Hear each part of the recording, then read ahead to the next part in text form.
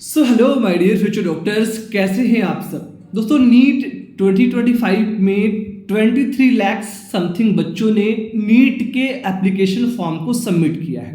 तो इस बार एमबीबीएस कितने नंबर पे मिलेगा, ये बड़ा सवाल है। और जब आप तुलना करते हैं 2024 और 25 में, तो 3 लाख से अधिक बच्चों ने नीट का फॉर्म नहीं फिल किया है, यानी कि कम फिल किया है। तो ये अच्छी अपडेट है ऐसे बच्चों के लिए जो 25 में एमबीबीएस करने का प्लान कर रहे हैं और जिन्होंने इसके लिए मेहनत किया है। अब 3 लाख बच्चे अगर कम हुए हैं तो ऑब्वियस है फाइट पे थोड़ा सा इम्पैक्ट पड़ेगा। कम से कम हर सीट पे एक बच्चा तो कम हो ही गया। और दूसरी बात, कुछ सीटें इंक्रीज भी हुई हैं तो उनका फायदा भी आप सभी को मिलने वाला है। अब लास्ट ईयर आप सबने देखा कि एक ऐसा रिकॉर्ड बना जहां पर बच्चों को 640 नंबर लाने पे भी गवर्नमेंट की एमबीबीएस सीट नहीं मिली। नीट के इतिहास में पहला मौका था कि इतना हाई कट ऑफ गया। अगर आप टॉप 100 को देखिए तो उनके नंबर 700 से अधिक थे। पेपर लीक हुआ, पेपर स्कैम हुआ, वो सारी बातें सेकेंडरी हैं, लेकिन कट ऑफ ने जो बच्चों को हैरान किया वो बहुत इंपॉर्टेंट था। तो इसीलिए 2025 का एग्जाम होने वाला है। अभी से अगर आप एक टारगेट स्कोर लेकर चलेंगे तो अगर अभी मान लिया आपके नंबर 600 समथिंग जा रहे हैं और आपको ये पता चल जाए कि एमबीबीएस की गवर्नमेंट सीट के लिए आपको 640 नंबर चाहिए, यानी कि आपको 8 से 10 क्वेश्चन सही करने हैं, तो आप और मेहनत कर सकते हो। यानी आप डेली 1 घंटे और अपनी स्टडी में अगर ऐड कर लोगे तो आसानी से आप 650 प्लस के टारगेट को अचीव कर लोगे। अब एक बात समझो यार, कट ऑफ या कंपटीशन वो सब जो है तब तक मैटर करता है जब तक हम अपने ऊपर विश्वास नहीं करते हैं या हम मेहनत नहीं करते हैं। जिस दिन हमने ठान लिया कि हमको सिर्फ एक गवर्नमेंट एमबीबीएस सीट चाहिए, उसके लिए हमें कुछ भी करना पड़े, ये हमारे लिए मैटर नहीं करता कितने बच्चों ने फॉर्म को फिल किया है या कितनी एमबीबीएस की सीटें हैं। हमको एक सीट से मतलब है, दैट्स इट। अगर आप इस उद्देश्य के साथ पढ़ेंगे तो आपका सिलेक्शन होने से कोई रोक नहीं पाएगा। अब सीधे टॉपिक पे आते हैं और बात करते हैं कि 2025 में आपको एमबीबीएस कितने नंबर पे मिल सकता है। तो आप सबको पता है कि नीट की जो काउंसलिंग होती है 2 फेज में होती है। एक होती है ऑल इंडिया कोटा काउंसलिंग यानी AIQ, जिसमें टोटल लगभग 15% सीटें होती हैं एमबीबीएस की, और दूसरी होती है 85% सीट्स के लिए स्टेट कोटा काउंसलिंग।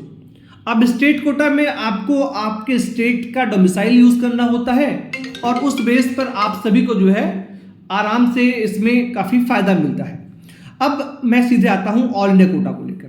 देखिए, अगर आप एक जनरल कैटेगरी के बच्चे हैं और आप चाहते हैं कि आपका admission all India quota counselling के माध्यम से हो, एमबीबीएस मिले, तो उसके लिए आपको नीट एग्जाम में 650 प्लस का टारगेट करके चलना पड़ेगा, तो ही आपको एक अच्छा कॉलेज मिलेगा आपके ऑल इंडिया कोटा काउंसलिंग में 650 प्लस।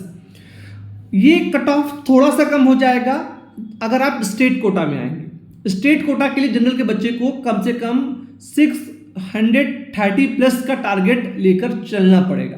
लास्ट ईयर से 5 नंबर 6 नंबर कम रहेगा, तो इसलिए आप 630 प्लस लेके चलेंगे तो आपको बिना किसी रुकावट के एक एमबीबीएस सीट मिल जाएगी स्टेट कोटा में।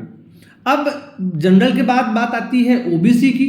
तो ओबीसी के बच्चों को कम से कम 2025 में 645 प्लस का टारगेट लेके चलना है, ठीक है। और जब स्टेट कोटा की बात आती है तो इसको भी लगभग 625 630 का स्कोर करना ही पड़ेगा। इससे कम पे तो एमबीबीएस नहीं मिलने वाला है, तो आपका टारगेट भी 630 होना चाहिए। इन्हें जनरल के बच्चों के इक्वलिटी होनी चाहिए। अब इसी में आते हैं बच्चे जो ईडब्ल्यूएस होते हैं। तो ओबीसी और ईडब्ल्यूएस की लगभग सेम जाती है, 1-2 नंबर डिफरेंस आता है। तो अगर आपके पास ईडब्ल्यूएस सर्टिफिकेट है तो आप भी अपना target score all India quota का 645 प्लस लेके चलें और जनरल के मतलब स्टेट कोटा में 625 प्लस लेके चलें। मतलब 625 से ज़्यादा होगा, 30-35 तभी मिलेगा कॉलेज। एससी कैटेगरी के बच्चों के लिए यहाँ पर थोड़ा सा जो कट ऑफ अब बढ़ रहा है, कंपटीशन बढ़ रहा है, वो एससी और एसटी कैटेगरी में। पहले यहाँ पे कट ऑफ कम जाता था, आपको स्टेट कोटा में 430 440 पे मिल जाता था एमबीबीएस, लेकिन अब पिछले 2 सालों से ऐसा नहीं है। आप अगर चाहते हैं कि आपको एमबीबीएस मिले, वो स्टेट में मिले या ऑल इंडिया मिले, तो आप अपना टारगेट स्कोर 550 प्लस लेके चलिएगा। इसमें आप 100% सेफ रहेंगे। अगर आपके नंबर 550 आ गए, 545 आ गए, 560 आ गए, तो आपको सेफ है कि कोई ना कोई कॉलेज मिल जाएगा अगर आप एससी कैटेगरी में आते हैं। वहीं पर अगर आप एसटी में आते हैं तो आपको 470 प्लस का टारगेट लेके चलना चाहिए, जिसमें आपको कंफर्म है एक एमबीबीएस सीट 2025 में मिल जाएगी। 470 प्लस लेके जाइएगा तभी फायदा है। अगर 500 आ जाए तो सो वेल एंड गुड, क्योंकि अभी क्या है कि पिछले 5-6 साल पहले तक क्या था कि एससी और एसटी में बच्चे थोड़ा सा कम इंटरेस्ट लेते थे, लेकिन अब क्या है कि कैटेगरी, जात पात, ऊंच नीच भेदभाव वो खत्म हो रहा है और अब बराबर की फाइट देते हैं एससी कैटेगरी के बच्चे, एसटी कैटेगरी के बच्चे, जनरल और ओबीसी कैटेगरी के बच्चों को। तो अब ये कहना बहुत गलत है कि उनको कट ऑफ कम नंबर्स पे मिल जाता है, अब वो भी फाइट करते हैं। इवन मैंने देखा है कि बहुत से बच्चे ऐसे हैं जो एससी या एसटी में हैं, उनके नंबर 650 से ज़्यादा हैं और वो एम्स जैसे संस्थानों से एमबीबीएस करते हैं, वो 670 680 स्कोर कर रहे हैं। तो अब वो मेहनत करते हैं और मेहनत करते हैं तो आपकी अपनी जो कैटेगरी का सर्टिफिकेट कट ऑफ है वो भी इंक्रीज होगा, क्योंकि आपको रिजर्वेशन सिर्फ 7.5% ही सीटें हैं और बच्चे ज़्यादा हो रहे हैं। तो इसीलिए आप भी अपना टारगेट स्कोर बढ़ाइए। कोई बोल दे आपसे कि नहीं आपको 430 से मिल जाएगा, तो बातों पे मत जाइएगा।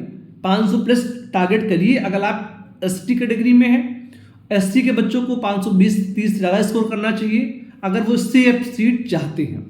तो ये थी बेसिक इन्फॉर्मेशन आप सभी बच्चों के लिए। अगर दिल में कोई सवाल है, कोई डाउट है, तो उसके लिए आप अपने कमेंट्स हमें दे सकते हैं। इस वीडियो में इतना ही। आप सबने देखा, आप सभी का बहुत बहुत धन्यवाद। Thank you so much. जय हिंद।